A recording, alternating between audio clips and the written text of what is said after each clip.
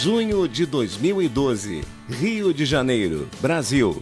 Essa foi a data e o local onde aconteceu o maior evento já realizado pela Organização das Nações Unidas.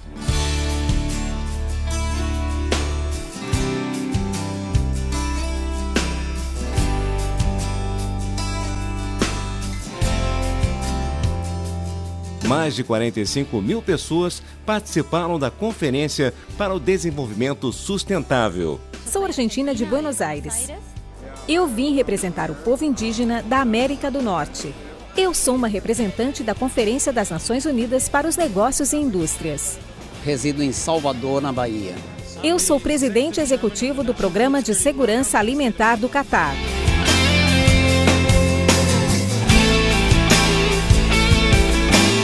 Rio Mais 20 é a última conferência numa família de conferências que começou em 1972. São conferências que conscientizaram a humanidade sobre a importância de proteger a terra. Os governos também estão preocupados, normalmente se reúnem na Conferência Oficial das Nações Unidas. Como a população, de uma maneira geral, tem sentido uma necessidade de participação, de inclusão, na verdade, de poder contribuir em relação a seu próprio futuro, que naturalmente são decididos pelos governos, então se organiza em todas essas conferências mundiais, as conferências paralelas, no caso a Rio Mais 20. A proposta é desafiadora: encontrar caminhos para o crescimento econômico com inclusão social e respeito ao meio ambiente. 20 anos após a Eco 92, não chegamos nem perto de atingir a sustentabilidade. Quem vai pagar a conta do desenvolvimento sustentável? Essa conferência, o documento dessa conferência, abre uma porta importante, que é um processo intergovernamental de 2 anos para nós chegarmos a uma estratégia de financiamento para o desenvolvimento sustentável. Essa estratégia vai conter vários aspectos. Não vai ser só a ajuda externa tradicional, mas também vai ter fontes inovadoras, por exemplo, títulos novos, parcerias entre setor privado e setor público, com sociedade civil, toda uma gama de opções ao lado da assistência tradicional.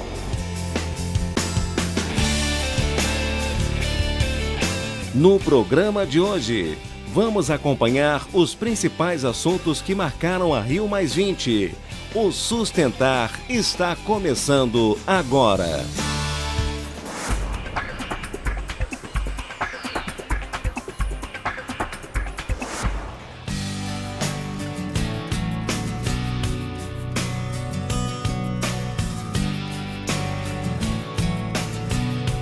Foram 10 dias de encontros com líderes e representantes de 191 países para discutir propostas de desenvolvimento sustentável e economia verde. O Rio de Janeiro, a Rio Mais 20, não é uma conferência que a expressão é que tenha fracassado. Ao contrário, ela assegura o documento para tomar a decisão, ela sinaliza os novos caminhos de debate e de convergência da Agenda 90 Sustentável com mudança do clima e biodiversidade, ela manteve os princípios de 92, todo o legado de 92 foi integralmente mantido, todo. Primeiro, o documento mesmo, ele abre várias portas para ação concreta. Por exemplo, dentro de 2 anos, esperamos chegar a metas de desenvolvimento sustentável concretas, que entrarão em vigor a partir de 2015, quando vencem as metas do milênio. E essas metas novas irão até o ano 2030 e vão abranger o mundo inteiro, não apenas os países pobres, como as metas do milênio, e os 3 pilares do desenvolvimento sustentável, enquanto as metas do milênio estavam concentradas no pilar social.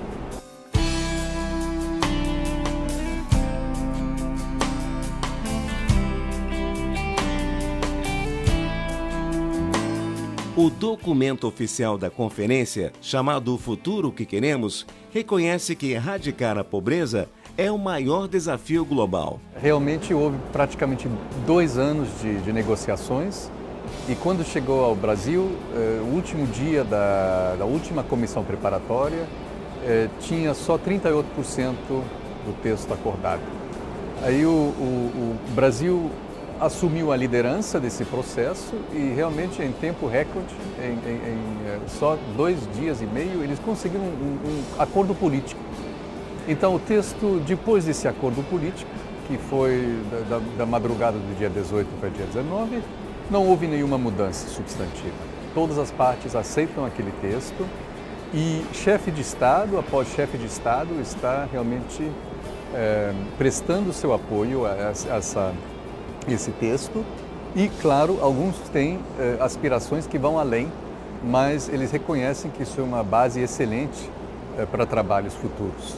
Talvez um ponto central, porque as pessoas acham que é absolutamente fácil ligar social com ambiental. E a conferência trabalha a erradicação da pobreza, que reafirmou e decidiu que a erradicação da pobreza, sem lidar com isso, você não conseguiria conversar. Durante a ECO, na época da ECO 92, o mundo como um todo estava gastando 65% da capacidade anual da Terra de se regenerar, em termos de bosques, dos recursos naturais. E a população era de 4,5 bilhões de pessoas. 20 anos mais tarde, temos 1,5 bilhão de pessoas a mais, 7 bilhões de pessoas, e estamos gastando 150% da capacidade de regeneração. Estamos gastando uma terra e meia.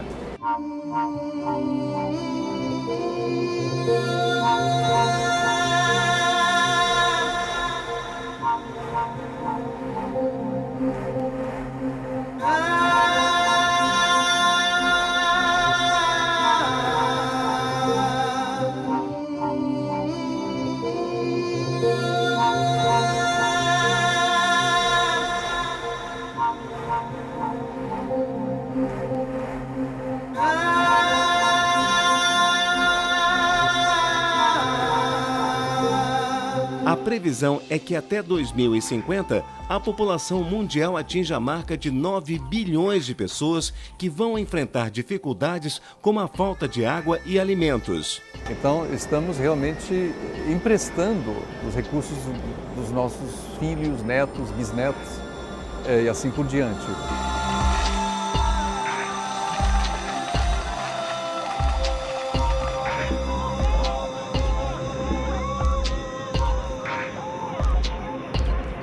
E no próximo bloco, a participação da sociedade civil na Conferência da ONU para o Desenvolvimento Sustentável.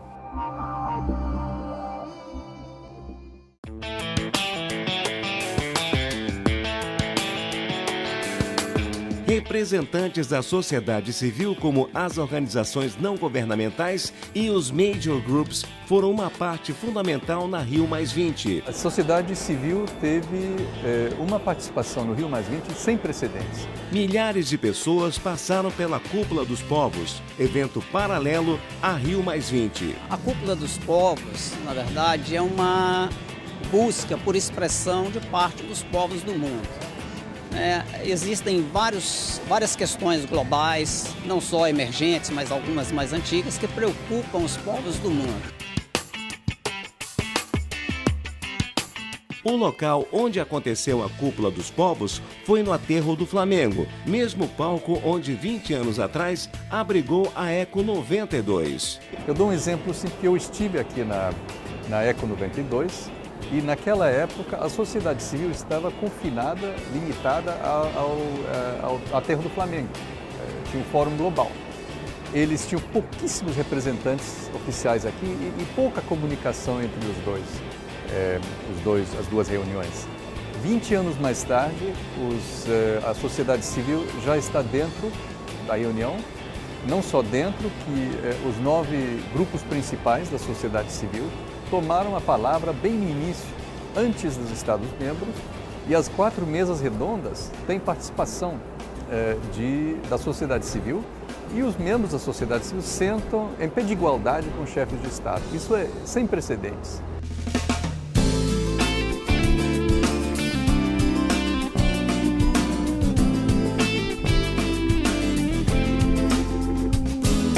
Entre os representantes da sociedade civil está o publicitário Gabriel Marques. Eu sou membro da comunidade Bahá'í do Brasil, que está vinculada a uma comunidade mundial que tem sede em Israel, que é a comunidade Bahá'í. A comunidade Bahá'í trabalha com várias questões relacionadas com a sustentabilidade do planeta, na verdade, do ponto de vista da transformação individual e coletiva.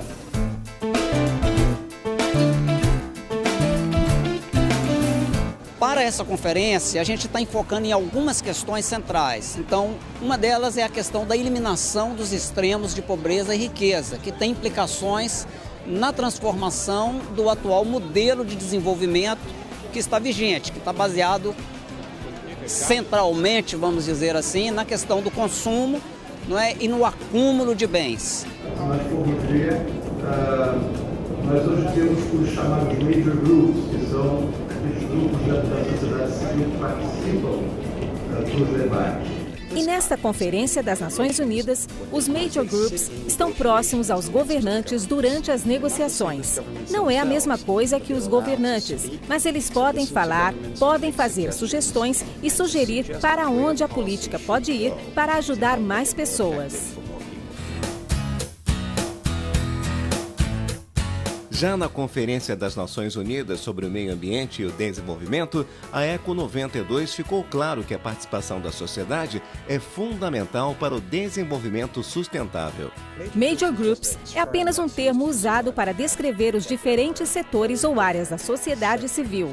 Sociedade civil significa qualquer tipo de organização não governamental, pode ser as organizações das mulheres, a organização que representa os jovens ou povos indígenas, neste caso, porque eles desempenham um papel muito importante, simbólico e moral para o desenvolvimento sustentável. São diferentes segmentos da sociedade, representados por 9 grupos como a comunidade científica e tecnologia, os fazendeiros e os povos indígenas. Bem, nós desempenhamos um papel muito importante aqui nesta negociação. E uma das questões que estamos reivindicando é a cultura como o quarto pilar da sustentabilidade. Negócios e indústria vieram com uma grande delegação. Nós temos acompanhado as negociações e consultas por 18 meses. Nós queremos um resultado positivo e dinâmico com muitas demandas para o documento. Por favor, reconheçam que os negócios fazem parte das soluções para a questão do desenvolvimento sustentável.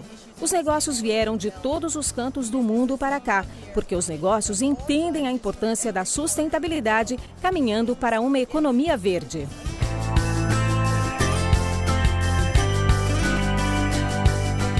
A importância da geração jovem estar envolvida na negociação é porque as decisões nos afetam no futuro. Fizemos uma sugestão muito completa sobre um Tribunal Ambiental Internacional. Nós gostaríamos de nos mover nessa direção. Poluidores finalmente pagariam pelo dano ambiental que causaram através da ambição. A minha organização foi fundada para influenciar o desenvolvimento sustentável em 1992, há 20 anos atrás. Nós participamos da Conferência de Desenvolvimento para assegurar que os direitos femininos e igualdade de gêneros fizessem parte disso. O mais importante nesta conferência é assegurar os direitos das mulheres, acesso à saúde, acesso à comida e certificar de que as mulheres tenham direitos sobre a terra. Alguns costumes e tradições não interferem na habilidade feminina de progredir e fazer parte da sustentabilidade e ter empoderamento econômico. Olha, na verdade, as expectativas gerais de todos nós é muito grande. Se a gente coloca em perspectiva, né, se formos colocar em perspectiva, na verdade é um avanço, né? Gradualmente, um número muito grande de pessoas tem se organizado, né, ao redor justamente das organizações da sociedade civil e outros movimentos, talvez não tão organizados, mas gradualmente a gente vê não só uma crescente participação, como também uma influência dessas ONGs no discurso, não só de governos, mas uma aceitação gradual dessas ideias, dessas aspirações.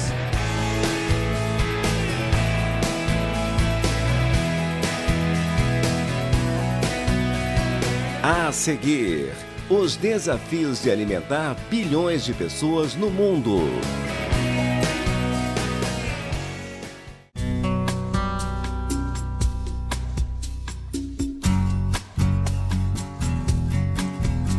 Cerca de 1 bilhão de pessoas passam fome no mundo e essa realidade tende a se agravar devido à degradação dos solos, à poluição da água, à perda da biodiversidade e às alterações do clima.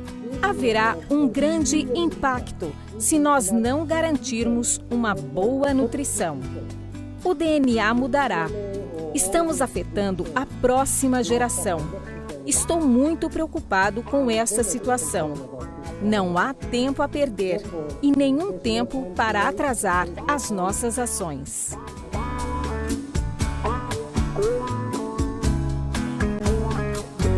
Para garantir a segurança alimentar da população nos próximos 40 anos, a produção de alimentos terá que dobrar e, para isso, enfrentará dificuldades como desperdício de alimentos e a perda de solo fértil.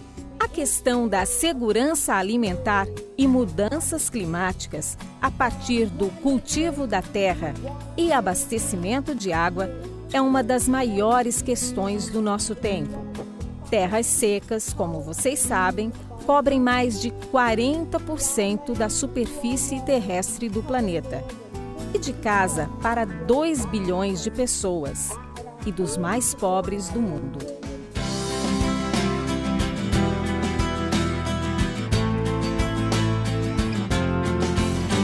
Um país pequeno com um grande PIB. Esse é o Catar. Localizado no Oriente Médio, o país emergiu graças ao petróleo e o gás natural. Mas apenas 1% da terra do país é cultivável para a agricultura e com a falta de água doce, o país é obrigado a tornar potável a água do mar. Nós estamos tentando produzir água usando energia renovável. Para conseguir água hoje no Catar, nós usamos o processo de dessalinização, que gasta muita energia fóssil. Por isso, vamos substituir por energia renovável no futuro.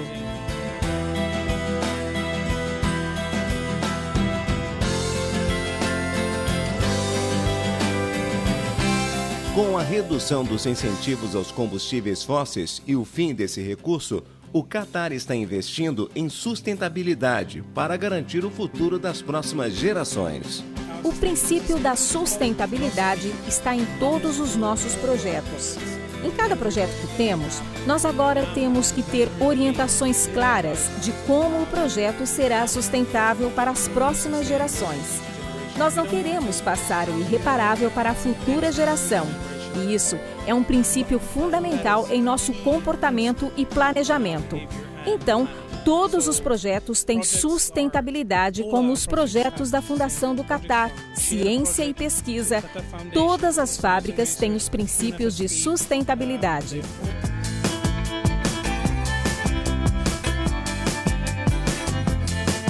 Segundo o chefe de comunicações para o desenvolvimento sustentável da ONU, Nikhil Chandavakar, o Brasil chamou a atenção pelo seu desempenho em intermediar as negociações da conferência. O Brasil é um país em desenvolvimento no senso formal, mas eu chamaria o Brasil também de país emergente. É um país BRIC, país IBAS, e já pertence a um grupo de países que estão dando certa liderança no Sul. Por exemplo, esse acordo é muito interessante que eu acredito sinceramente, de novo, não é porque estou no Brasil, que só o Brasil poderia ter chegado a esse acordo, porque teve um papel importante de arbitragem entre os países ricos e pobres, e o Brasil, aproveitando essa posição, pôde chegar a esse acordo político. Teria sido muito difícil para um país do Norte fazer isso, porque contaria com desconfiança do Sul, e o país do Sul fazer, se não fosse um país grande como o Brasil.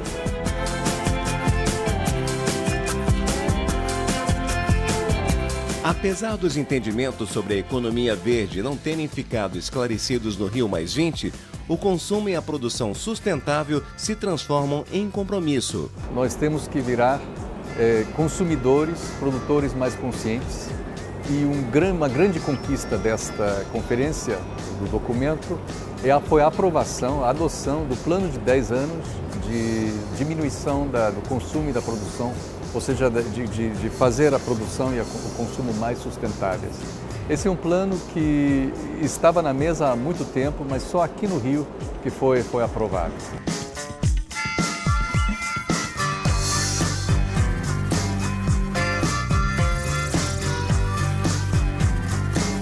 Outro destaque foi a proteção à biodiversidade marinha, em especial a redução de plástico nos oceanos. Depois do Rio, mais instrumentos vão sair. Um instrumento que eu gostaria de destacar é sobre oceanos. Agora se prevê nesse documento um instrumento novo para cobrir as áreas além das fronteiras marítimas tradicionais. Atualmente é terra de ninguém. E há problemas de sobrepesca, de poluição, de contaminação. Realmente precisa reger essa área e abre-se aqui uma porta para esse novo instrumento. É um bom exemplo.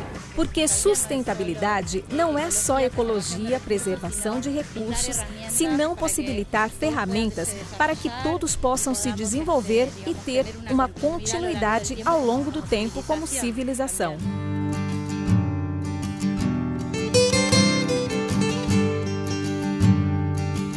Isso é o que tem que mudar.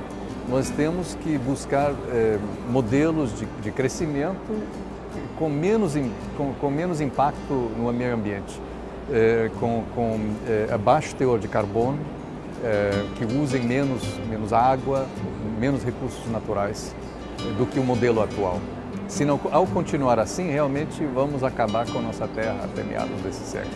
Há 2 anos atrás, quando a sociedade civil ainda estava pensando agora na Rio+20, a expectativa era de que nós pudéssemos avançar, vamos dizer, em relação à Eco 92, talvez 30%. Eu acho que a gente avançou 50%.